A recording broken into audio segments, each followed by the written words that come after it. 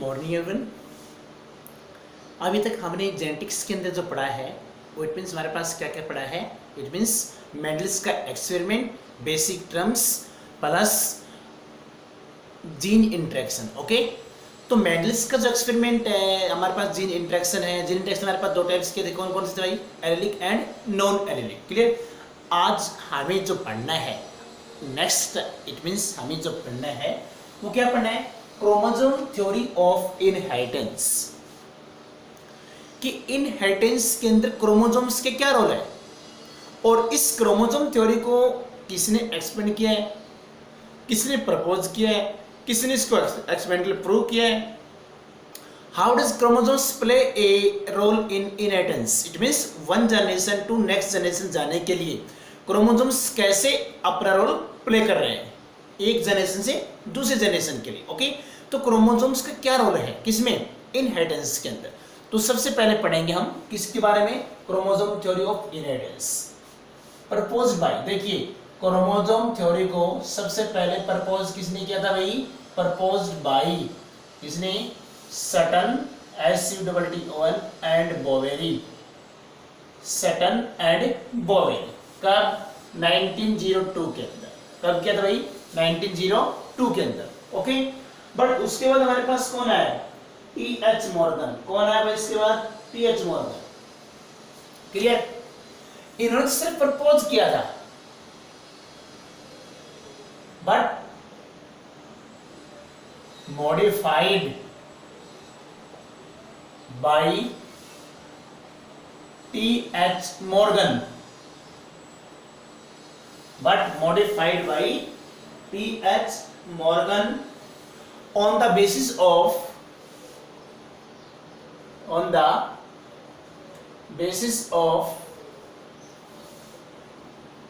variation by sexual reproduction.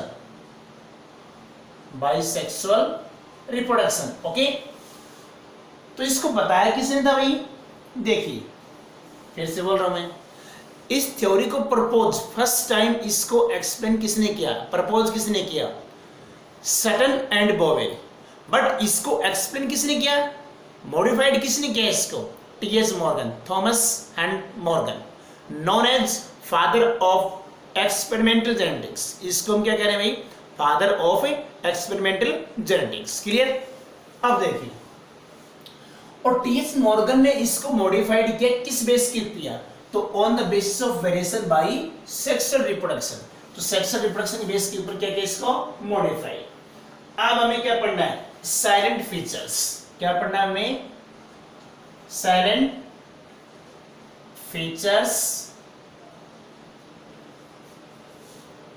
Salient features of chromosomal theory of inheritance, theory of inheritance.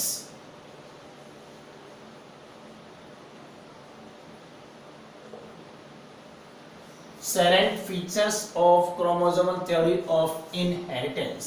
इसके हमें salient features क्या करने हैं? कौन कौन से हमारे पास salient features है किसके?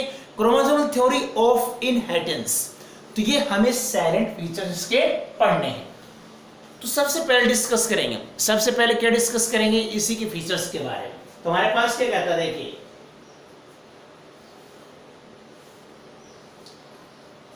इट मींस हमारे पास क्या कह रहा है भाई? Number first, these are followings. सबसे पहले हम ये क्या लिखेंगे भाई? These are followings. Number first हमारे पास क्या कहते हैं?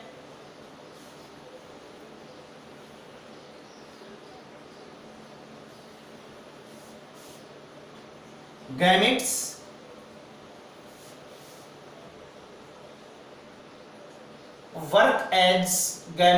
work as bridge between one generation to next generation. Okay, देखिए हमारे पास क्या कह रहा है कि गैमेट्स किसका काम कर रहे हैं भाई, गैमेट्स क्या काम कर रहे हैं, एक ब्रिज का काम कर रहे हैं, एक ब्रिज, किसके बिटवीन ऑफ ब्रिज, हो एक जनरेशन से दूसरे जनरेशन में हमारे पास, इट मींस मैं कह दूंगा हम हैं, हमारे पेरेंट्स से पेरेंट्स के पेरेंट है, तो इनको आपस में कनेक्ट कौन कर रहा है, इनको आपस में जो कनेक्शन प्रोवाइड कर रहा है वो हमारे पास क्या है, गैमेट्स है, वो हमारे पास क्या भाई, गैमेट्स है, वो हमारे पास क्या है, गैमेट्स। तो हमारे पास यहाँ पे गैमेट्स कौन कौन से हैं, इट मींस मैं कह दूंगा स्पर्म एंड ओवम। तो स्पर्म एंड ओवम ये दोनों गैमेट्स क्या काम कर रहे हैं, एक जनरेशन से सेकंड जनरेशन के अंदर किसको कैरी कर रहे हैं भाई, क्रोमोसोम्स को। ओके, तो ये दोनों किसका काम कर रहे हैं, ब्रिज का काम कर रहे हैं, क्योंकि हमारी जो फॉर्मेशन हुई हमारे पेरेंट्स से हुई, हमारे पेरेंट्स के उनके पेरेंट्स से फॉर्मेशन हुई है, तो एक ब्रिज का काम कौन कर रहा है भाई, गैमेट्स। और वो गैमेट्स हमारे पास कौन कौन से हैं, स्पर्म एंड ओवम। ओके, अब देखिए बोथ गैमेट्स, दूसरा पॉइंट हमारे पास क्या कहता है, दूसरा पिक्चर क्या कहता है, तो both gametes that is sperm and ovum have equal contribution, have equal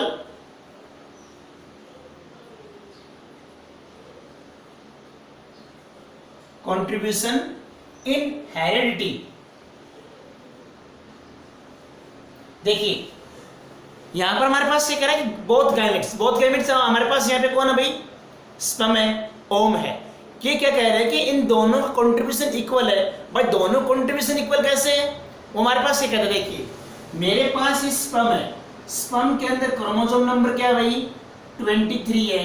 okay, और ये मेरे पास ओवम है, इनके अंदर क्रोमोसोम नंबर क्या है, 23 भी है, ये भी क्या है, हैप्लॉइड है, और ये भी क्या है, हैप्लॉइड। तो दोनों हमारे पास क्या कहता है कि दोनों हमारे पास क्या कर रहे हैं, इक्वल कंट्रीब्यूशन, किसमें, हेरेडिटी के अंदर।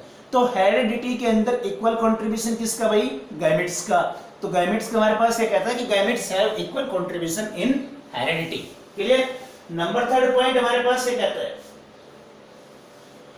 यहां तक होगा भाई नंबर थर्ड पॉइंट। तो नंबर थर्ड पॉइंट मैं यहां से ले लेता हूं,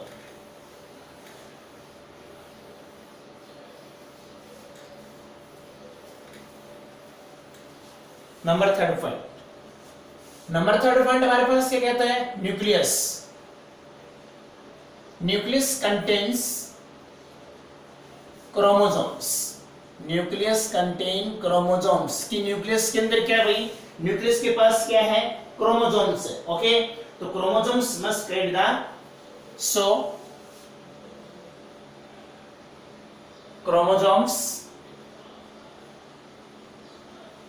must carry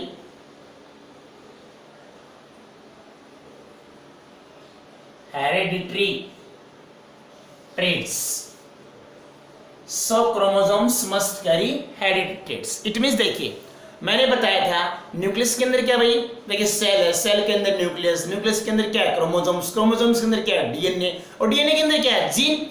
तो न्यूक्लियस के अंदर क्या है, क्रोमोसोम्स। तो क्रोमोसोम्स के लिए कर जाएंगे, क्रोमोसोम्स क्या कैरी करेंगे, क्रोमोसोम्स एक जनरेशन से नेक्स्ट जनरेशन के लिए क्या कैरी करेंगे भाई, hereditary traits. Okay, number 4 point हमारे पास ये आता है,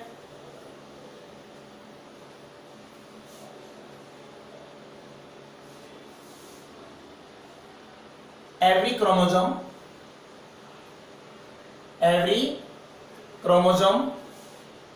have a definite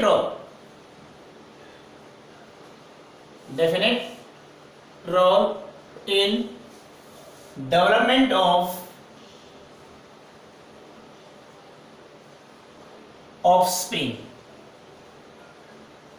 in development of offspring।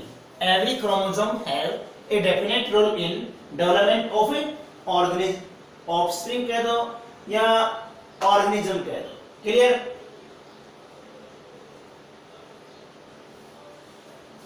तो हमारे पास ये कह रहा है कि प्रत्येक क्रोमोसोम एक डेफिनेट रोल प्ले कर रहा है, किसमें, डेवलपमेंट ऑफ ऑर्गेनिज्म है, ऑफस्प्रिंग है, इंडिविजुअल है और इंडिविजुअल भी है।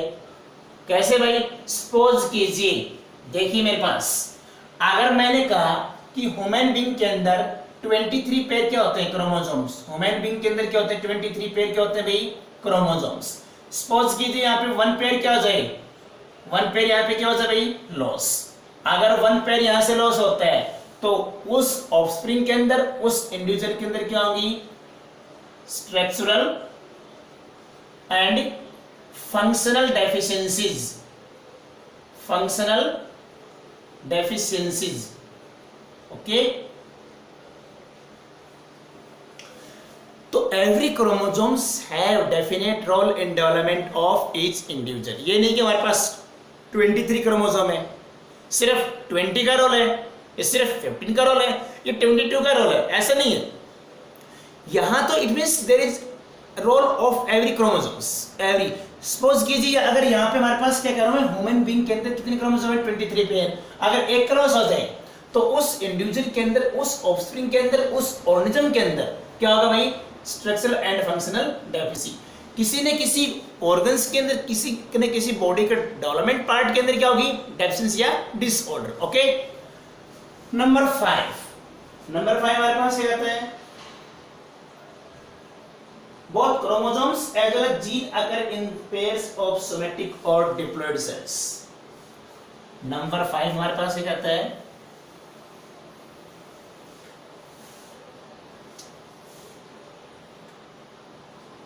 both chromosomes as well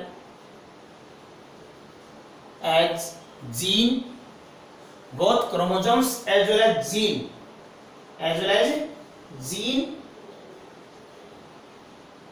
occur in pairs in the somatic or diploid cell, occurs in pair in the somatic or diploid cell। देखिए क्या कह रहा है हमारे पास कि क्रोमोसोम्स एंड जीन ये दोनों किस फॉर्म में प्रेजेंट होंगे, किसमें, सोमैटिक सेल और डिप्लॉइड सेल। किस फॉर्म में होंगे, हमेशा पेयर की फॉर्म में। It means both chromosome as well as gene present in form of pairs in the somatic cell और डिप्लॉइड सेल। हमारे पास कितने हो गए, 5 पॉइंट हो गए। एक आधा पॉइंट हम और पढ़ लेते हैं।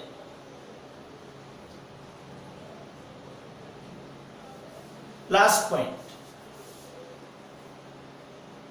in many organisms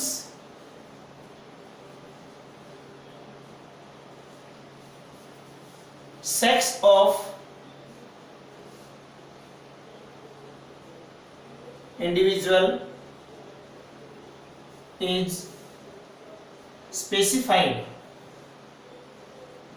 on the basis of special chromosomes,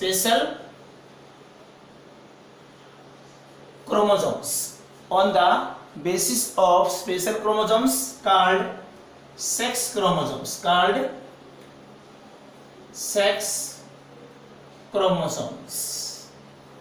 clear. यहां पे हमारे पास क्या कह रहा है भाई, दैट इज मैनी ऑर्गेनिजम्स के अंदर उस इंडिविजुअल या उसके इंडिविजुअल्स का जो सेक्स है कि जेंडर मेल है फीमेल है, वो किस बेस के ऊपर स्पेसिफाई किया जाएगा, आइडेंटिटी किया जाएगा, on the basis of sex chromosome या स्पेशल क्रोमोसोम्स। क्या कहेंगे उनको हम, सेक्स क्रोमोसोम। क्लियर है भाई।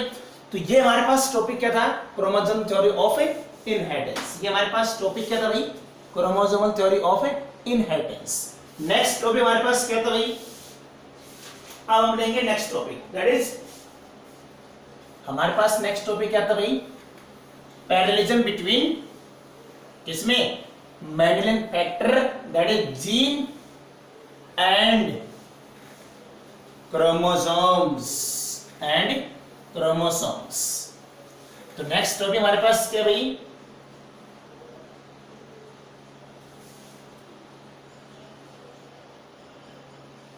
पैरेललिज्म या सिमिलरिटी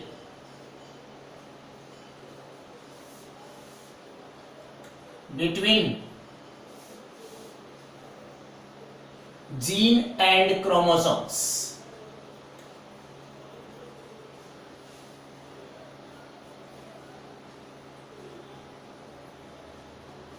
किसके बिटवीन हमारे पास भाई, जीन एंड क्रोमोसोम्स के बिटवीन। तो पैरेललिज्म या similarity between gene and chromosomes, gene and chromosomes के बिटवीन क्या भाई, पैरेललिज्म कह दो या सिमिलरिटी कह दो। तो इट मींस हमें पढ़ने यहाँ पे क्या है कि जीन जो मेंडल का फैक्टर है और क्रोमोसोम्स, और हमारे पास क्या भाई क्रोमोसोम्स, इन दोनों के अंदर क्या सिमिलरिटी है, इन दोनों के अंदर क्या पैरेललिज्म है, पैरेलल कैसे एक दूसरे से। ओके, तो ये हमें पढ़ना है। नंबर फर्स्ट, इसके हमारे पास due to following reasons,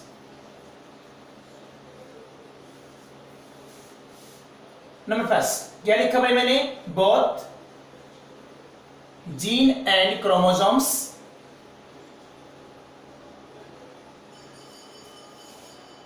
transferred from one generation to next generation. देखिए कैसे भाई, बोथ दोनों, जीन भी है और क्रोमोसोम्स भी है। अरे भाई क्रोमोसोम्स जाएगा तो जीन भी जाएगा, जीन जाएगा तो क्रोमोसोम्स भी जाएगा। तो gene and chromosome both transferred from one generation to next generation. पहले हमारे पास क्या हो, ये सिमिलरिटी। सेकंड सिमिलरिटी हमारे पास क्या कहती है, सेकंड हमारे पास क्या कहती है, देखिए इन डिप्लॉइड सेल